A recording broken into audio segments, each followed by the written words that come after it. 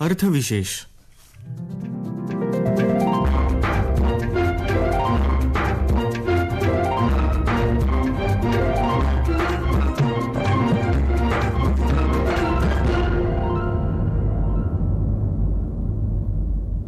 श्रोतेहो नमस्कार. आकाशवाणीच्या अर्थविशेष या कार्यक्रमात आपलं मनपूर्वक स्वागत. श्रोतेहो, अर्थविशेषच्या आजच्या भागात आपण ऐकणार आहोत भारतीय अर्थव्यवस्थेकरताच्या नवीन अंदाजाबाबत. वाढती महागाई, पुरवठा साखळीतल्या व्यत्यय, भूराजकीय तणावामुळे अर्थव्यवस्थेत सुधारणा व्हायला अडचणी असल्यानं चालू आर्थिक वर्षात भारताच्या अर्थव्यवस्थेचा वाढीचा वेग 7.5% मर्यादित राहील असा अंदाज जागतिक बँकेच्या अहवालातून मंगळवारी व्यक्त करण्यात आला. बँकेकडून दुसऱ्यांदा अर्थव्यवस्थेच्या वाढीच्या अनुमानात बदल करण्यात आला आहे. यापूर्वी जागतिक बँकेनं भारतीय अर्थव्यवस्था 8.7% दरानं वाढण्याची अपेक्षा व्यक्त केली होती. एप्रिलमध्ये त्या अंदाजात सुधारणा करून 8% आणि आता त्यात आणखी सुधारणा करत तो 7.5% खाली आणला गेला आहे. विविध आंतरराष्ट्रीय आणि राष्ट्रीय घटकांमुळे आर्थिक विकासाचा हा दर कायम राखणं अवघड झालं आहे. वाढत्या महागाईच्या पार्श्वभूमीवर गेल्या महिन्यात रिझर्व्ह बँकेनं पतधोरण समितीच्या नियोजित बैठकीआधीच तातडीनं रेपो दरात 4 बिंदूंची वाढ केली होती आणि मागच्या आठवड्यात सुद्धा 0.5% वाढ करत रिझर्व्ह बँकेनं रेपो दर 4.90% नेला. तरीही महागाईची चढती कमान कायम असून घाऊक महागाईचा दर मागच्या महिन्यात 15.88% पोहोचला होता. या पार्श्वभूमीवर फिच या आंतरराष्ट्रीय पतमानांकन संस्थेनं आर्थिक वर्ष 2022-2023 करता भारतीय अर्थव्यवस्था 7.8% दरानं वाढेल असा अंदाज व्यक्त केला आहे. भारतीय अर्थव्यवस्थेच्या वृद्धींसंदर्भात अधिक चर्चा करताना अर्थविषयक मुक्त पत्रकार वीरेंद्र तळेगावकर म्हणाले, गेल्या काही दिवसात भारतीय अर्थव्यवस्थेच्या विकासाचे दर हे अंदाजले गेले. अनेक आघाडीच्या कंपन्या, वित्त संस्था तसेच आंतरराष्ट्रीय स्तरावरच्या नामांकित पतसंस्था यांनी देखील भारताचा विकासाचा दर हा काहीसा येत्या काळामध्ये आकर्षेल असं नमूद केलं. ही भीती सर्वार्थाने खरी ठरते की काय अशी स्थिती निर्माण झालेली आहे. फिच या रेटिंग संस्थेने देशाचा आर्थिक विकास दर चालू आर्थिक वर्षात 5.9%, मूडीजने 8.8%, तर वर्ल्ड बँकेने 7.5% असा अंदाजित केला आहे. वर्ल्ड बँकेची भीती तर त्यापेक्षाही पुढची आहे. जागतिक आर्थिक महासत्ता अमेरिकेला भेडसावत असलेल्या समस्येचा म्हणजे आर्थिक मंदीचा सामना भारतालाही करावा लागेल की काय अशी शक्यता जागतिक बँकेने व्यक्त केलेली आहे. अर्थव्यवस्थेचे हे विकास दराचे अंदाज काहीसे आकर्षले जात असले तरी सुद्धा देशाची अर्थव्यवस्था ही कोविड पूर्व स्थिती नजीक आहे हे मान्य करावं लागेल. देशाचा आर्थिक विकास दर रोडावत जाणार आहे हे खुद्द रिझर्व्ह बँकेने मान्य केलेलं आहे. रिझर्व्ह बँकेच्या अंदाजानुसार चालू आर्थिक वर्षात देशाचा विकास दर 7.5% असेल असं म्हटलं आहे आणि देशातील सर्वात मोठी स्टेट बँक हिने सुद्धा हा दर 7.5% आसपास असेल असं नमूद केलं आहे. एकूणच देशाच्या अर्थव्यवस्थेचा वेग पूर्वी म्हणावा तसा राहील याबाबत शंका निर्माण झालेली आहे. त्याचबरोबर देशाच्या अर्थव्यवस्थेपुढे मोठं आव्हान आहे ते महागाई वाढीचं. देशाचा महागाईचा दर हा दिवसेंदिवस महिनागणिक वाढत चाललेला आहे. ताज्या आकडेवारीनुसार किरकोळ महागाई दर हा मेमध्ये 7.4% स्थिरावला असला तरी काल परवाच जाहीर झालेला घाऊक किंमत निर्देशांक अर्थात चलनवाढीचा दर हा जवळपास 16% झेपावला आहे. महागाईचा हा दर गेल्या सलग 10व्या महिन्यात वाढलेला आहे आणि तो रिझर्व्ह बँकेच्या सहनशक्तीच्या अगदी पल्ल्यात गेलेला आहे. रिझर्व्ह बँकेनेही म्हटलं आहे की इन्फ्लेशन अर्थात महागाई ही येत्या काही दरम्यान वाढतच राहणार आहे आणि म्हणूनच महागाईला आळा घालण्याचा प्रयत्न म्हणून आणि प्रसंगी थोडंसं विकास दराकडे दुर्लक्ष म्हणून रिझर्व्ह बँकेने गेल्या 2 टप्प्यांमध्ये रेपो दर वाढवले. अर्थात व्याजाचे दर जवळपास 1% वाढले ते अवघ्या 6व्या महिन्यात. कर्जाचे, गृहकर्जाचे, ठेवींचे दर वाढत आहेत तसे गृहकर्जाचे, वाहन कर्जाचे आणि अन्य वैयक्तिक कर्जाचे दरही वाढू लागले आहेत. हे दर येत्या काळात अशाच प्रमाणे वाढत राहतील. अन्य तपास संस्था किंवा वित्त संस्थांच्या अंदाजानुसार संपूर्ण आर्थिक वर्षात रिझर्व्ह बँक 1% पर्यंतची रेपो आधी वाढ करण्याची शक्यता आहे. अर्थात अर्थविकासाला चालना देण्याऐवजी महागाईवर नियंत्रण मिळवणं हे प्राधान्य असल्याचं यात नमूद करण्यात आहे. ज्याप्रमाणे अमेरिकेनं महागाईचा गेल्या 4 दशकांचा उच्चांक गाठला, त्याचप्रमाणे भारतीय अर्थव्यवस्थेने 1991 नंतरची महागाईची सर्वात मोठी पातळी गेल्या महिन्यात अनुभवली. देशाचा आकारसलेला विकास दर आणि वाढत जाणारा महागाई दर या पार्श्वभूमीवर ठेवींचे आणि व्याजदराचे दर हे येत्या काळात वाढत राहणार आहेत. गेल्या काही दिवसांपासून भांडवली बाजारात पडझड सुरू आहे. डॉलरसमोर रुपयाही कमकुवत बनला आहे आणि तिकडे क्रिप्टोकरन्सीमध्ये अनेक डॉलरचे चलन, आभासी चलन हे त्याच्या अर्ध्या मूल्यापर्यंत येऊन ठेपलेले आहेत. आंतरराष्ट्रीय स्तरावर खनिज तेलाच्या किमती वाढतातच आहे. रशिया युक्रेन युद्धाचं सावट अजूनही कायम आहे. यामुळे अनेक चीजवस्तू, विशेषतः खाद्यान्नाच्या वस्तू या महाग होत आहेत. अर्थव्यवस्था पूर्वपदावर येते, मात्र रोजगार आणि उत्पन्न वाढीमध्ये तिशी भर पडत नाहीये. महागाईचा हा दर गेल्या तिमाहीपासून अधिक वेगाने वाढतोय. त्याचबरोबर विकासाचा दर हा स्थिर आहे. अर्थात हे सारे आव्हानं येत्या काही महिन्यांसाठी किंबहुना चालू आर्थिक वर्षासाठी तरी कायम राहण्याची शक्यता आहे. भारतीय अर्थव्यवस्थेच्या वृद्धीचा अंदाज विविध संस्थांकडून जरी कमी केला गेला असला तरी सुद्धा इतर देशांच्या तुलनेत भारतीय अर्थव्यवस्था मजबूत म्हणता येईल.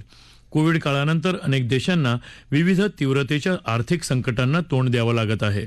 एकीकडे रशिया युक्रेन युद्ध, त्यातून वाढलेल्या खनिज तेलांच्या किमती आणि अमेरिकेत उसळलेला महागाईचा आगडोंब आणि या सर्व संकटांना नियंत्रणात आणण्यासाठी केले जाणारे प्रयत्न हे आपल्या अर्थव्यवस्थेसमोरचं सुद्धा आव्हान निर्माण करत आहे.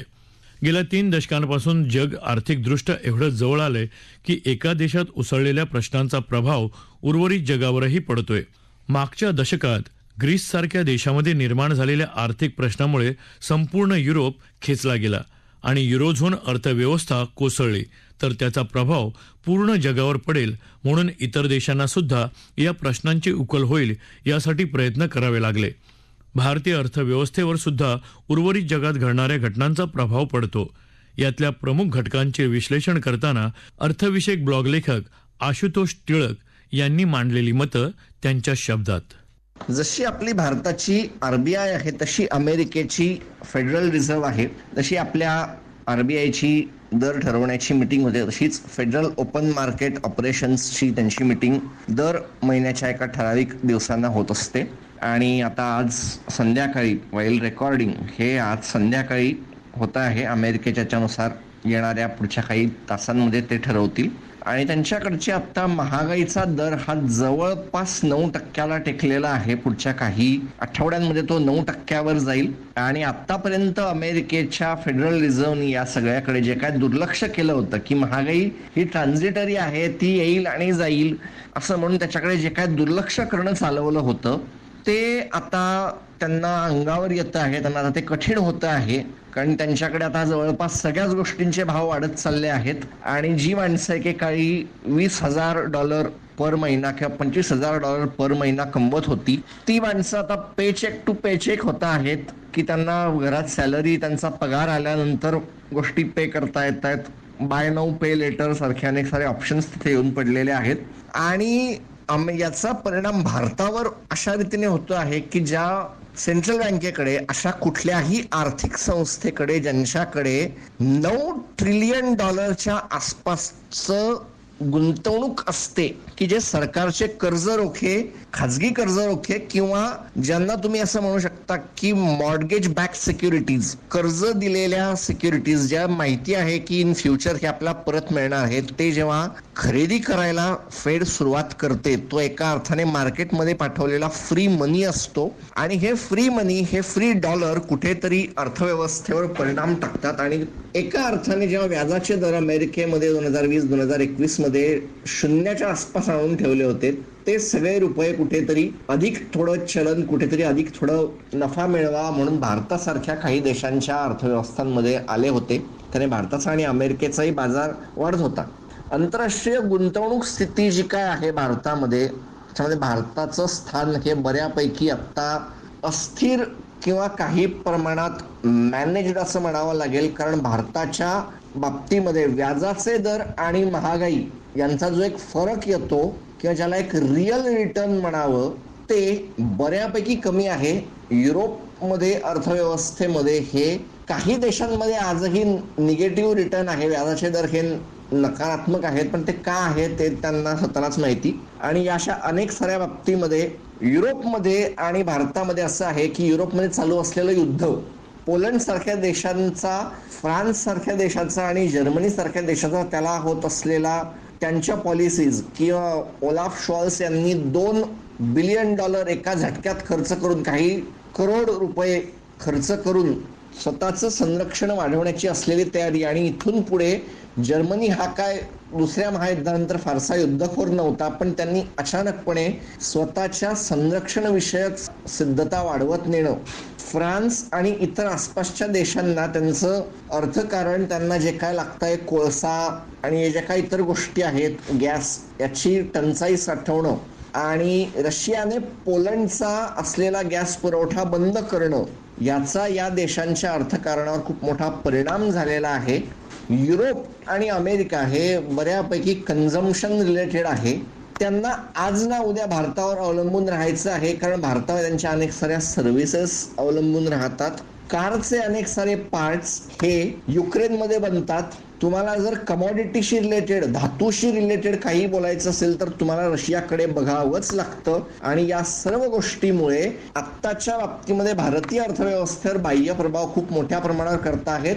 फॉरेन इन्स्टिट्यूशनल इन्व्हेस्टर्सची सेलिंग प्रेशर जे काय आहे, दर काहीतरी याला 2,000 करोड 2,500 करोड दररोजचा जो काय सेलिंग प्रेशर आहे ते टिकणं अशक्य आहे. आणि याचा कुठेतरी परिणाम आपल्या डॉलरच्या फॉरेक्सच्या रिझर्व्हवर होणार आहे. आता हा कशा रीतीने आरबीआय मॅनेज करते हा एक संशोधनाचा विषय आहे. श्रोतेहो, भारत आता जगातली आर्थिक सत्ता बनत असला तरी त्यासमोर आव्हानं काही कमी नाहीत. संकटांच्या काळात आर्थिक शिस्त पाळली तर त्यातून समृद्ध अर्थव्यवस्थेची बीजं रोवली जातात.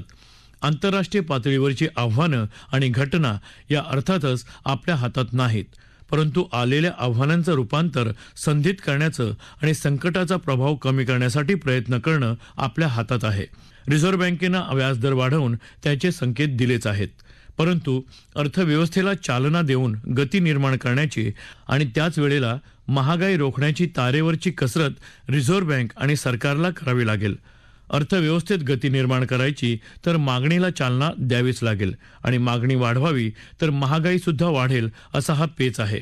अर्थात चांगला पाऊस, सुयोग्य धोरणं आणि राष्ट्रीय आणि आंतरराष्ट्रीय पातळीवर सरकारची असलेली विश्वासार्हता यांच्या बळावर सरकार आणि रिझर्व्ह बँक हे आव्हान स्वीकारून अर्थव्यवस्थेच्या समृद्धतेची बीजं रोवू शकेल अशीच सर्वांची इच्छा असेल. श्रोतेहो, याबरोबरच अर्थविशेष हा कार्यक्रम संपला. हा कार्यक्रम आकाशवाणी मुंबईच्या प्रादेशिक वृत्त विभागानं सादर केला. संपादक आणि सादरकर्त्या सरस्वती कुवळेकर, निर्मिती सहाय्य विवेक वानखडे, लेखन विनोद देशपांडे आणि निवेदन शैलेश मोहिते.